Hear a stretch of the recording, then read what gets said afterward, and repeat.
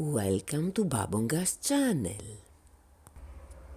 Let's make a steampunk wire-wrapped triple metal and jade ring. Get your jade barrel bead and your copper wire. Turn the wire around the bead 3 times as tight as possible. Now thread the bead with the copper wire at the steel wire, center it, and create 2 shoulders by bending the steel wires at right angles, like this. Keep both copper ends looking up.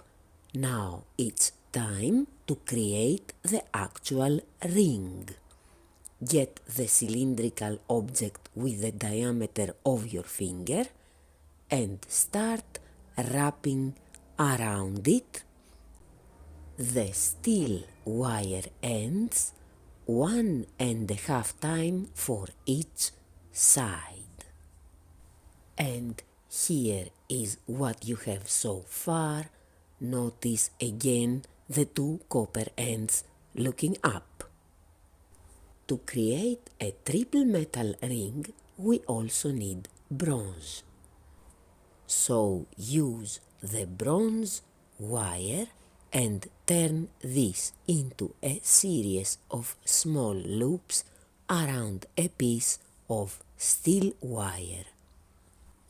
As you saw, I anchored the 2 wires, and this way it's relatively easy, to turn the bronze wire around the steel one.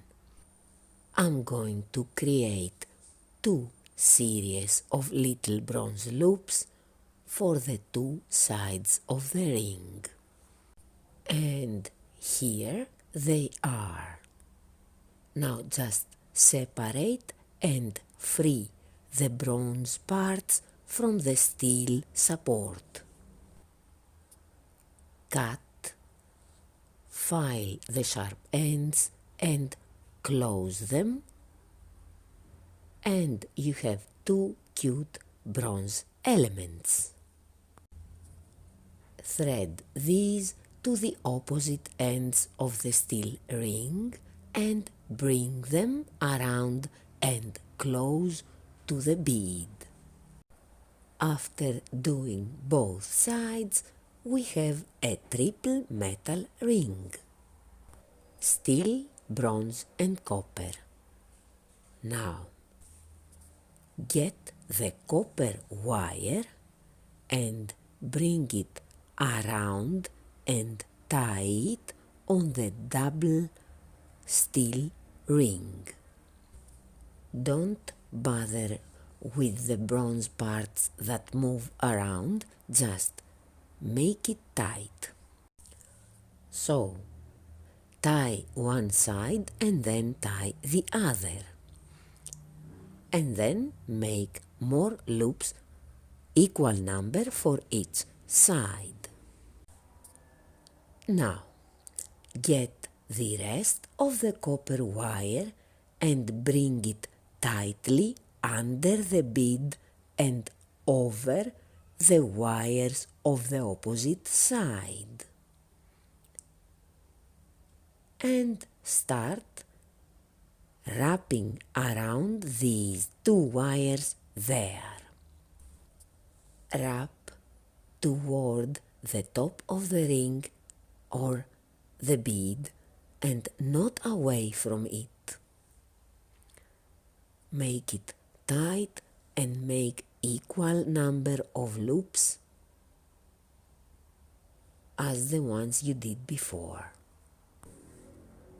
Copper wire is soft and easy to work with, and after you make your loops, cut and file the sharp edge and tightly tuck in so this part doesn't show and doesn't bother the wearer. Repeat the process for the other side too, and then you have this symmetrical result. Now, fit your ring again and cut the excess steel wire because you don't need that much. You only need enough to make a small loop for each side. But first, as always, you need to file the sharp ends. And then turn each end to make a little hook that will pass around the middle wire and close there. Do the other side, and now you have these two hooks to add stability to the design. But still everything moves. Here is a way to add stability to the ring plus give it a more mechanical look.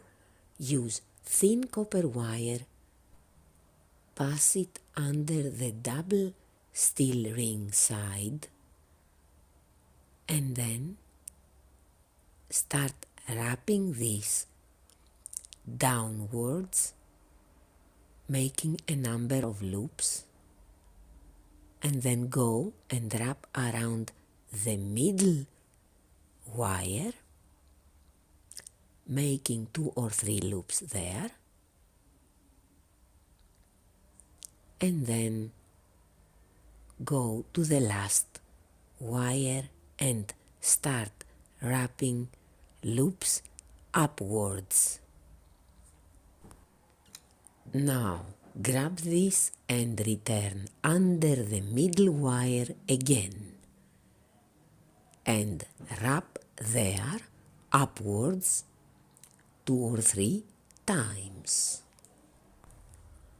And now we will include both wires. Cross and start twisting them tightly for about 1.5 or 2 centimeters. Being careful not to break the thin copper wire while twisting. Now, the only thing that remains is to wrap both ends around the shoulder close to the bead.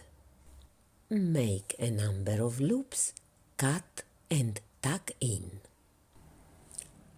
Do, of course, the same for the other side. And this was it. Thank you for watching.